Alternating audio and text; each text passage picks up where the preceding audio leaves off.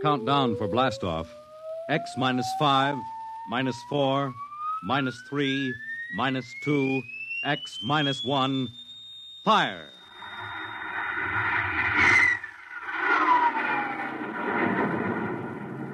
From the far horizons of the unknown come transcribed tales of new dimensions in time and space. These are stories of the future, adventures in which you'll live in 1,000,000 could-be years on 1,000 would-be worlds. The National Broadcasting Company presents X minus 1.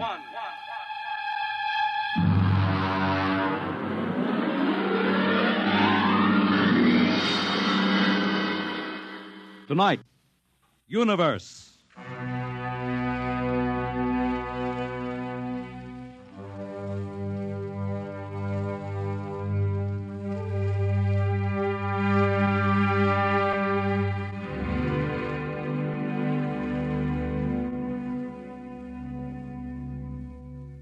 We are just beginning to discover how boundless our universe really is.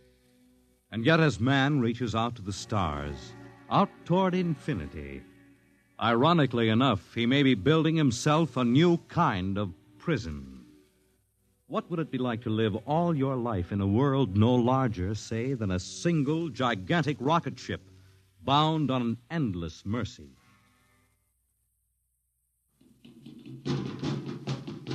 Hugh, look out! You all right? Yes, just missed me. What was it? A mutant with a slingshot, I think. Must have dashed down that passageway. Want to go after it? Oh, we'd never catch it, Alan. It's probably 12 decks above us by now. I didn't think they ever came down this far. Trolls usually get them before they reach this level. Well, they get more daring with each generation. This one looked like a female. Male or female, it might have killed us. I told you this trip was pure foolishness, climbing 24 deck levels to hear a crazy old man rave. All right, Alan, we're almost there now. Let me see, compartment X, 15, level 24. This is the place. This area smelled as if it hadn't been visited by a sanitation crew for generations.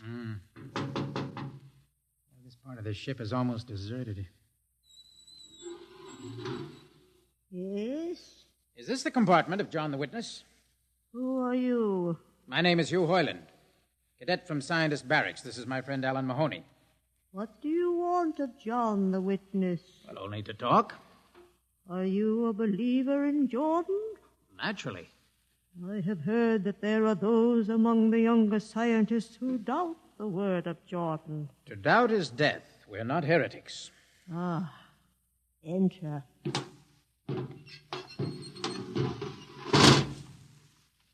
I've brought you a gift of tobacco, grown on the richest level. Oh, it smells good. I assure you it's of the best. Wait here. I'll get him. What a rat's nest. Shh. Well, what the devil do you think he can tell you? Alan, I'm not sure.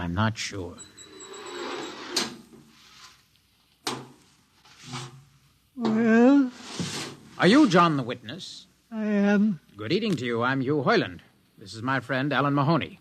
What brings a gentleman of the scientist class to my humble compartment? I've heard that you and your parents before you have been keepers of the legend of the ship. Since Jordan gave the word. I'm anxious to hear the word as Jordan spoke it. Why? Because our young scientists, well, among them there have been some who talk against the word. There are regulations against such heresy. Still, some of them say the ship has no purpose. They say that we are here accidentally, that we have no more grace in Jordan's eyes than the most deformed mutant who dwells in the highest level of the ship. What shall I say to you? Well, I wish to hear the word from the mouth of one who knows, in order that I may become more convinced. Sit. You have a gift for the witness? The finest tobacco. Good. I will dim the lights. Now pay close attention, for these are the words as my father's father's father gave them to his son's son's son. This is how the ship came into being, how our people were created. In the beginning there was only Jordan, thinking his lonely thoughts. Out of his thoughts came a vision. Out of the vision came a planning, and out of the planning came decision. Jordan's hand was lifted, and the ship was born. Mile after mile of good compartments, tank after tank for gold and corn, ladder and passage, door and locker fit for the needs of the yet unborn. He looked on his work and found it pleasing, meet for a race that was yet to be. He thought of man, and man came into being. Then Jordan checked his thoughts and searched for a key.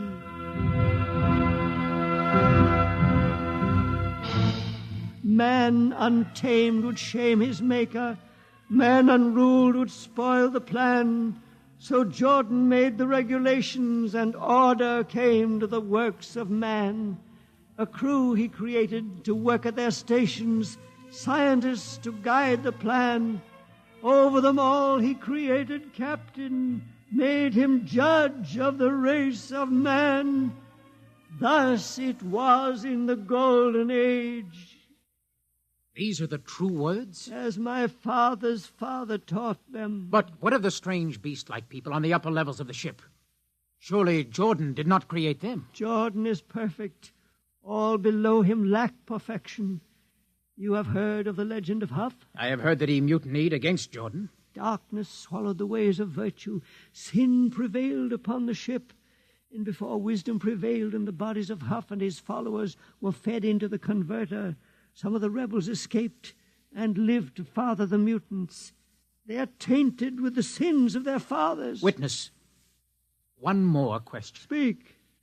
What is the ship? The ship is a great sphere, 25 kilometers wide and 100 levels deep. I know that, but the upper levels. The regulations forbid us to venture into the upper levels, but it is said that beyond the levels of the mutants lies the forbidden place where Jordan's spirit prevails. So I've heard, yet something troubles me. Something which prompted my coming here. Yes, my son. What lies beyond the ship? What? What lies beyond the ship? This is heresy. Answer me. I will not permit such talk. The ship is complete. The ship is universal. The ship is everywhere. The ship is endless. Your mutterings are those of a frightened old man. They answer nothing. You question the word. I think you lie. Hear me, Mr. Hoyland. For what you have already said, I can have your body fed into the converter, your soul launched on the endless trip. You threaten me. Hugh, for Jordan's sake. Do you think I fear this dried fig of a man? Hugh! Sir, my friend is impetuous. He does not understand. I might be persuaded to forget a substantial gift. Why, you pig. Hugh! Alan, come on. The sight of this so-called holy man offends me. You shall not leave. Don't try to frighten me with that gun, old man. Remain where you are, heretic. I warn you, put down that gun. No, closer. Drop it. No, very well, then. Death to the heretic. Alan, get him. Alan, he's not breathing. Is he dead? I don't know. Come on, Hugh, we've got to get out of here. Right. Nowhere. We can't go back. They'd feed us into the converter before we could even... What's that? An alarm. That old woman must have turned it in. Come on, Alan. The patrol will be here in no time. Where can we go? Yes, where? The upper levels. No, the mutants. We'll have to take our chances. Come on, Alan, let's go. Listen, that's the patrol. Come on, we've got to climb. There's a hatchway down the corridor. All right, quickly! Oh, there we fire! Alan, up the ladder! Up! Come on, Alan, come on!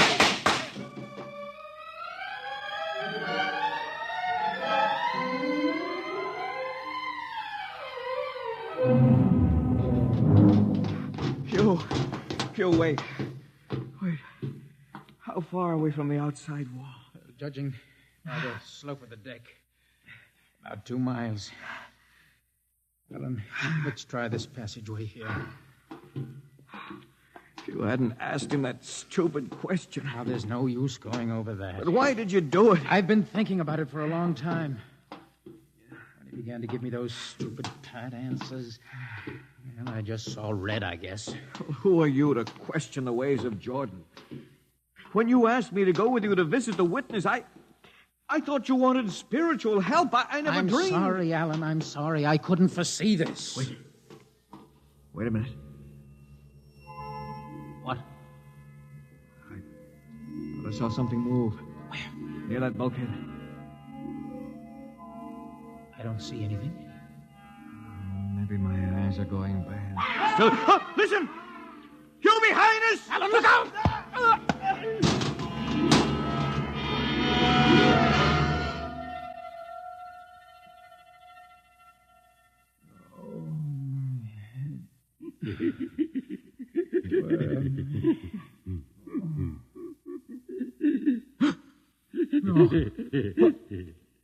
What are you? Put away that knife. Keep away from me, you. Don't kill him. Not yet. Who are you? You must forgive my friend Bobo. Like so many of my people, he's rather impetuous where members of the so-called super race are concerned. Who are you? What place is this? As you can guess from my leg, I'm a mutant. Mutant. Where is Alan? Your friend is dead. Dead. I was not able to restrain my people in time to save him. Why don't you destroy me and get it over with? We do not kill for pleasure, Mr. Hoyland. Only when necessary. You know my name? I read your identification tag. Who are you? Mutants can't read. My name is Gregory. Gregory? I'm a leader of my people. You see, although we are unfortunate in our heredity, Mr. Hoyland, many of us are quite intelligent. And why do you live like animals? We'd rather live like free animals than like regimented slaves, as you do. I've heard you practice cannibalism. Undoubtedly, you hear many things about us. You turn your head. Why? That monster. I've never seen a creature like him. Bobo is an unfortunate. He was born without the power of speech. How can you tolerate such a monstrosity? We've learned to live with difference. If we began to destroy our imperfects as you do on the lower levels, there would soon be no one left. It violates the regulations. The word of Jordan You know, states Mr. specifically Hoyland, that... your people are really quite primitive and barbaric. You dare say that to me? I dare say a good deal more. Let us go to my compartment and speak further. I'm always interested in information on the lower levels. I'll give you no information. Bobo. No. I want Mr. Hoyland in my cabin, please. No. I would advise you to go quietly, Mr. Hoyland. Bobo has a hatred of superior beings, which is unfortunate, but quite understandable. Proceed.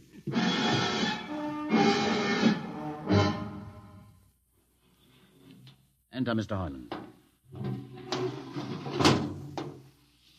This is where you live? Yes. But you have books. Stolen from your libraries, Mr. Hoyland. Compton's Astrophysics, Philosophy of Interstellar Navigation, Celestial Mechanics. You've read these? Most of them. I had no idea that you... Why did you bring me here? What do you intend to do? Do you believe in Jordan, Mr. Hoyland? There is no other belief. And the trip? I suppose you believe in the trip, too. What else is there to believe? When you die, your remains are fed to the converter, and your soul makes the trip. And where does the trip take you? Why, to Centaurus, of course. Ah. And where or what is Centaurus? Centaurus is... Mind you, I'm just telling you the orthodox answer. Centaurus is where you arrive when you've made the trip. A place where everybody is happy and where there's always good eating. And you believe this?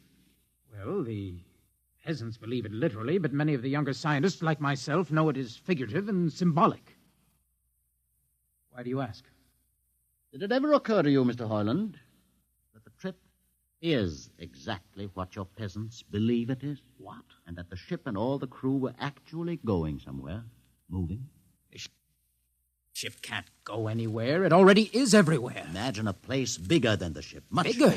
with the ship inside it, moving inside it. There can't be any place bigger than the ship. There just wouldn't be any place for it to be. Oh, for half's sake, listen. You know the lowest level? Of course. If you started digging a hole in the lowest level, where would that hole go? It's forbidden to think such thoughts. Where would it go? I can't think about it.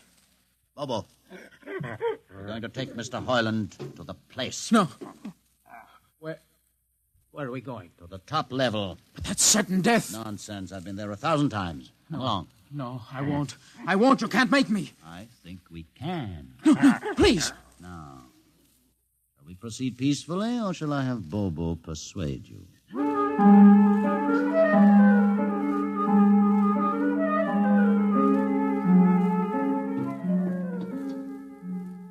Open the door, Bobo.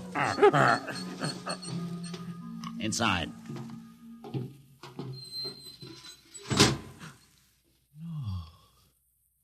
What place is this? This, Mr. Hoyland, is the main control room. Why, Mr. Hoyland, you're trembling. It isn't true. No, there's no such place except in mythology. Ah, you younger men are so wise, Mr. Hoyland, except for one thing. This happens to be the main control room of the ship. Main control? But it's just a huge room with an instrument panel. And what did you expect? How do you know this is the main control room? See these instruments? Using them, the navigator many hundreds of years ago actually steered the ship on its voyage. I don't understand. I didn't suppose you would. Sit down. Very well. Look up. What do you see? A huge shield. Watch it for one moment, Mr. Hoyland. You're going to see something that few of us have ever been privileged to witness. What are you doing? I'm dimming the lights. Don't be frightened. Keep your eyes focused on the shield above us. Ready? Watch. It's sliding back. Ghost of Jordan. Well? What am I seeing? The universe, Mr. Hoyland. The universe in all its beauty. The stars, the planets, the suns and moons and constellations. No, it can't be. The ship is the universe. There is nothing but the ship. Ah, but there it is. You see it before your eyes, spread out like a canopy of glory. Do you still deny it? Answer me, Mr. Hoyland. Do you deny it? No, I can't deny it. They've lied. They lied to all of us. Good. I have showed this to others of your people whom we captured, and though they saw it before their very eyes, they would not believe it. Please tell me all about it. Tell me the truth about the ship and about the universe. What are these things? How did this come about? Many thousands of years ago, on a planet like those you have just seen, a planet called Earth, a scientist named Jordan decided to build a ship that would carry men from one planet to another. For many years, Jordan and thousands of others studied and planned. And when they were finished, they built the ship. A ship so large that it had to be assembled in its own orbit beyond a place called the moon. 60 years it took them to construct. And when it was finished, a whole new science had been conceived. Then the trip was begun. The trip that was to land a colony of Earthmen on a far-off planet called Centaurus, millions of light years beyond the furthest planet ever reached before. How do you know these things? Among my books are the log, which Jordan himself kept, and the records of the journey for the first 40 years. What happened? There was a mutiny. A man named Huth led a rebellion of those who wanted to turn back. In the struggle, the navigators were killed. The crew fell into a state of anarchy. In the years to follow, small groups of men tried to organize the ship for navigation, and each time they failed. Finally, the whole idea was abandoned. And so, for centuries, we have swung in space, unmanned, undirected, living in a lost world of our own making, without purpose, without direction. Why have you told me this? Can't you guess? You want to finish the trip. Yes, but I can't. You can't? Look at me, Mr. Hoyland. You see, a mutant, a man with a twisted leg. My people are outcasts, condemned to death if we so much as set foot in the lower levels of the ship. The main drive is in the lower levels where my people are forbidden to go. No. It would mean that both our people would have to work together. Our differences encouraged rather than denied. All right. I'll see the captain himself. I have an uncle on the Central Board. I'll tell him what I've seen here. And do you think he'll believe you? Send one of your people with me. That's asking a good deal. I'm risking a good deal by going back. Very well. Bobo will go with you. Bobo? He can't talk. There will be no need for talk. I will write a message guaranteeing safe conduct for a group of unarmed scientists to visit the main control room. Bobo will take you safely through our territory. What happens when you reach your own level is up to you.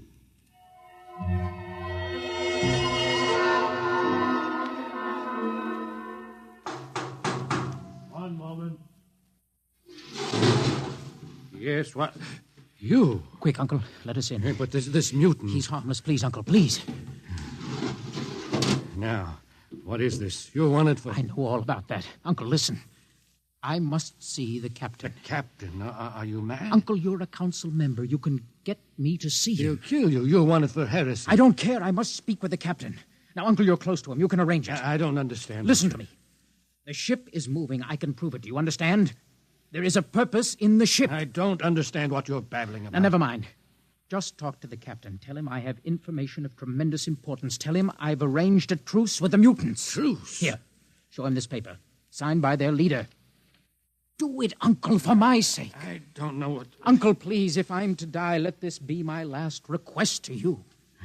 Very well. I'll speak to the captain.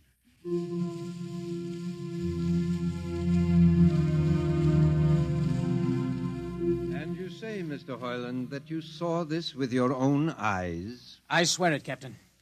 I swear it on the word of Jordan. Let me see the paper again.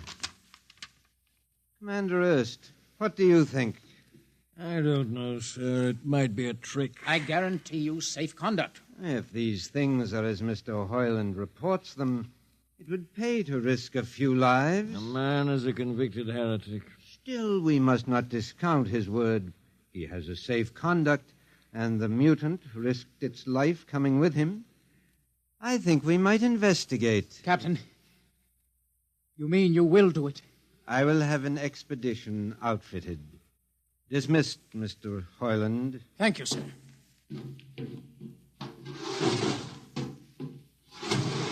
Captain, Commander Erst, Sir. you will make the necessary arrangements for an expedition. And I trust you understand. Perfectly, sir. Perfectly.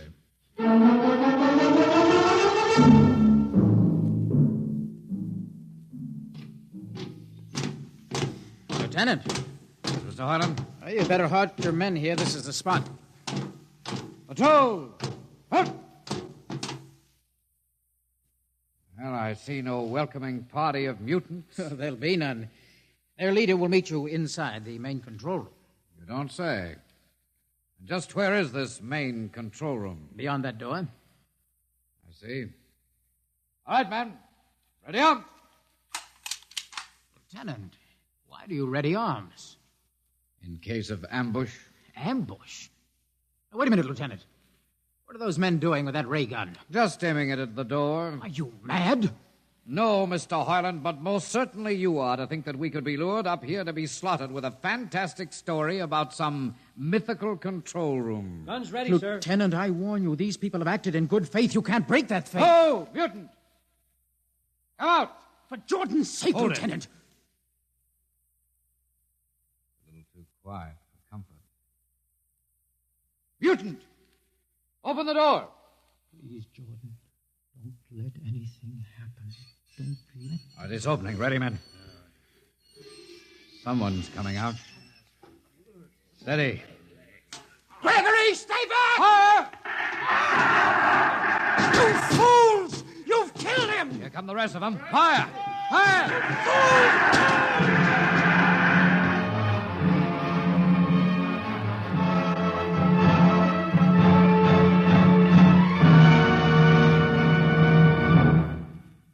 That should teach them a lesson they won't forget. All right, men, inside the room. Come along, Harlan. You're under arrest as a conspirator in this ambush. Ambush, you fool. You blind, stupid fool. All right, that'll be enough. You've been inside this place before? Yes. What's this machinery? These are the controls he would have used to steer the ship. Gone out of his mind, Lieutenant. Steer the ship? Who? The leader, the one you killed. This ugly mutant? This ugly mutant. happened to be a man of true genius. Why, you're mad. Am I? Lieutenant, this man had a vision which would have saved you, but you chose to kill him because you couldn't stand the sight of his difference from you. Shut up, Highland. Don't listen to him, man. You can't shut your eyes, and you can't shut your minds, and you can't shut your ears to this! The roof's moving back! Yes, look! Let the vision of this confound your ignorance and blind your eyes. This is the heritage of stars and open skies, for which men have yearned for centuries. Try to destroy this, and you will only destroy yourselves. Death to the heritage! But I say to you that you can't keep this from our people. They will seek it out. The ship will be manned, and the ship will be steered, and there will be freedom, purpose, and respect for ourselves. This is your heritage. Look upon the universe. Kill him!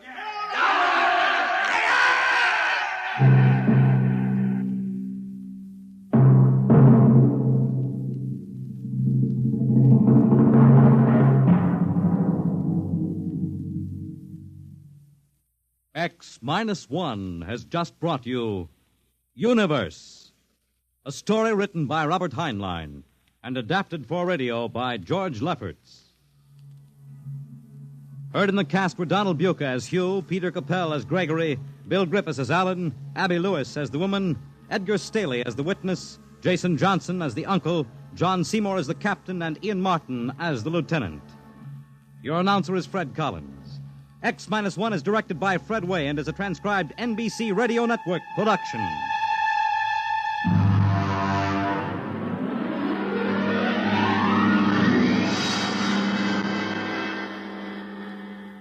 And now, next week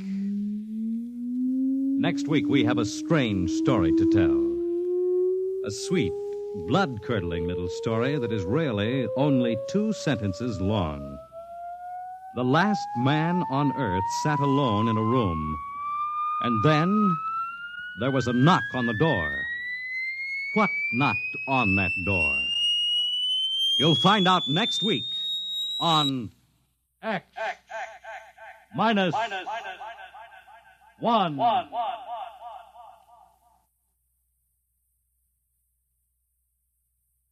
When you buy United States savings bonds, you help to build your own future security. Here's an opportunity to save systematically for long-range personal objectives. So invest in United States savings bonds. Now follow the Abbotts to mystery and adventure over most NBC radio stations.